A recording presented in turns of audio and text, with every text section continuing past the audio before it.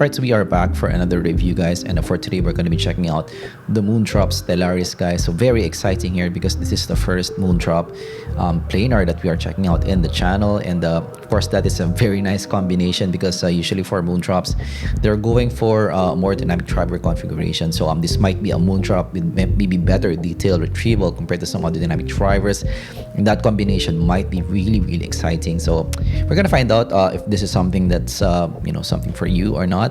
But the initial impressions in this, there's some things here that are kind of deal breakers for me, and might be really deal breakers for you guys. So we're gonna try to figure that out here in this video. But looking at the build quality, actually for me, this is the best built Moondrop that I have seen yet. So compared to your Arias, your Starfields that are more maybe plasticky in the build quality, this all metal in build, and it's also really heavy as well. So this may be the heaviest Moondrop that I've seen, but that build quality maybe even heavier compared to some other tin hi-fis or blondes that I've seen. So yeah, that might be a con as well because heavy IMs might be a con for some people, but I like the feel in the hand here, the more premium feel. So this might be the most maybe premium feeling Moondrop that I have seen. So this kind of like the true in terms of the build quality, but make it a bit bigger and make it a bit more expensive, make it a bit more maybe premium, and that is definitely an advantage. In terms of the shape here, if you guys can see, so it's definitely a different shape compared to some other Moondrops that we have seen, guys. So actually the insertion of the cables, it's a bit funky for me, so it's not your usual maybe shape here. And if you look at the insertion as well, it's actually quite deep in the insertion, and it has that maybe blocky design as well. So this is not your typical Moondrop style. So actually for me, on the ear, maybe it's a bit maybe too deep in the insertion to the ear for me. So it might be a bit uncomfortable to listen to for longer listening sessions. So compared to maybe your Arias, I found this maybe a bit more uncomfortable compared to that. So it depends on your tolerances there, of course. But the fit on the ear is just okay. I would still prefer the Arias and Starfields. It's not that bad compared to some other maybe more blocky IEMs because this still has some curves here. This still has some curvatures here and there, but still this is not the same as your other Moondrops that are more comfortable to wear. So keep that in mind when buying this. And going to the colors here, so it's kind of like similar to what you get with the Starfields actually. Very cool in the design, so definitely it makes the IM a bit more maybe unique for me. And it has a case as well. Cable similar to other Moondrop cables. This is already the non-braided cable, so it's a bit more a bit less tangly, let's say, but still it's not the most premium cable for $100. So keep that in mind when buying this. Going to the sound quality here, so this is more of a love and hate thing for me because I was expecting maybe a Moondrop Aria maybe type of sound, but make it a bit better micro detail. That is what I'm expecting. Actually, looking at the tuning of this in the measurements, it has some similarities with the Moondrop Aria, but when you listen to them, they're quite different because of the driver configuration. So you're getting that maybe fairly balanced bass, and then also around 7K, but you're getting that prominent 12K peak that you usually see in some other Moondrops as well. So has that Moondrop-ish tuning, but this is more of a bright hue type of shape to the ear. But maybe here, because it's a different configuration, the treble is definitely more prominent for me in the mix here compared to the bass. And in terms of the presentation, it's more in the cleaner side of presentation. So definitely cleaner compared to the Moondrop Arias of the world, Starfields of the world. Those IEMs will be more lush, more smooth in the presentation. This will be a bit more tight. But the advantage of this over some other Moondrops is definitely you have that more micro detail, a bit more faster sound here compared to that. So going to the bass here, the bass is quite fast, punchy bass as well. So one of the faster basses for Moondrops that I have seen. And of course you have that planar slam here. No mid bass bleed for me, so definitely very controlled bass here. And having that slam of planar definitely still gives you that oomph that you're looking for. So yeah, for me, good technicality for the bass here. You're getting that planar bass. So some people really love planar basses, and you're getting it here in the Moondrop Stellaris. So yeah, for the bass, quite cool for me. I really like the bass presentation here. But this won't be your thumping type of bass. Actually, for me, this is more of a reference type of bass in the presentation. So this won't be for bass heads. This won't be anywhere near bass heads territory for me.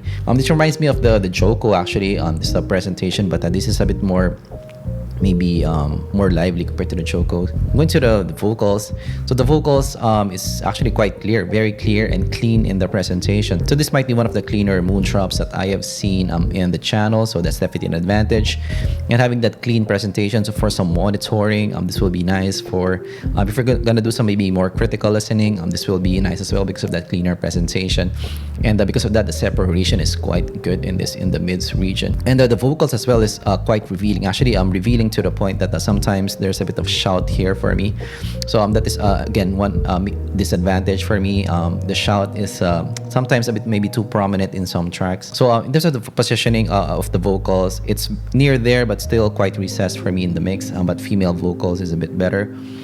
But definitely yes, this is not gonna be your maybe vocal centric type of IM. And what I like about this over some other Moondrops is the micro detail in the vocals is better for me. So the raspiness of the voice, you can catch it here. It's a bit more maybe nuanced in the overall sound compared to some other Moondrops that we have seen. Right, so going to the treble here. So the treble now is a love and hate kind of thing for me. This is my least favorite part of the spectrum. So very extended on top, and again lots of detail as well. So for some guitars, this will shine through the mix.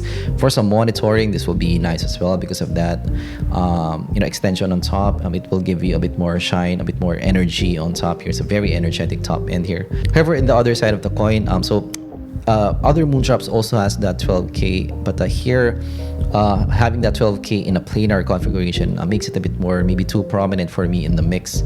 And it makes some cymbals really splashy to listen to, really thin for me to listen to. So this is the first time that I've listened to a Moondrop with that maybe configuration, that sound. So I'm listening to some Eric Clapton's, I'm listening to some Beat It by Michael Jackson. The cymbals is a bit maybe too splashy, too shimmery for me, and it makes it unnatural for me to listen to. Definitely one big con here. So yeah, the accuracy definitely takes a hit here. That Chi-Fi peak, the 12K peak is a bit too much for me in the presentation. So actually this reminds me of older Tin Hi-Fi, maybe that P1 older ones in terms of the presentation. So I'm not a big fan of that for this IEM. So going to soundstage, medium stage here, not that big, not that small. Going to separation, really good here because of that cleaner nature in the sound, tight bass. Clean vocal, very nice separation here for me. So for some mixing work, some monitoring work, this will be nice here. And going to some micro detail again, so better compared to some other dynamic drivers. So a bit more nuance in the sound, a bit faster in the presentation, especially for the bass region here. And going to tonality, again, one con here for me is this sounds a bit maybe too metallic for me. Still, I would go for the Arias of the world, the Starfields of the world for tonality. So this is not the most natural sounding Moondrop here. Right, so verdict on what do I think of the Moondrop Stellaris. So some pros, build quality, top notch. The best that I've seen for a Moondrop metal build quality, and the looks as well, really nice here. And of course, you're getting that maybe cleaner sound, more nuanced sound because of that micro detail, tight bass as well, no mid bass bleed, having that clean and clear vocals as well, very nice extended top end as well. So and the tuning as well, fairly bright hue type of tuning, so not overwhelming bass, and some people do like that. But yeah, on the other side of the coin, some deal breakers on top end, maybe a bit too peaky for me, so I was a bit disappointed on that. And yeah, having a bit more shout as well in some tracks. So for me, this won't be a top 5 contender in the channel, and also not my favorite planar as well. So I was really hoping that this will be the planar to suggest, but yeah, having the 12K is a bit too much for me. Alright, so that's my take with the Moondrop Stellaris. Of course, if you learned something, leave like and subscribe for content like this in the future. Have you listened to the Stellaris? Do you have it? What do you think of it? Are you okay with having that treble extension, that 12K, that peak on top? Is that okay for you or not? Let me know down in the comments below. And if you have other planars as well that you would want to suggest to me, and I can take a look at, let me know also down in the comments below. Thanks for watching, and I'm gonna see you guys in the next zpolt review. Bye bye.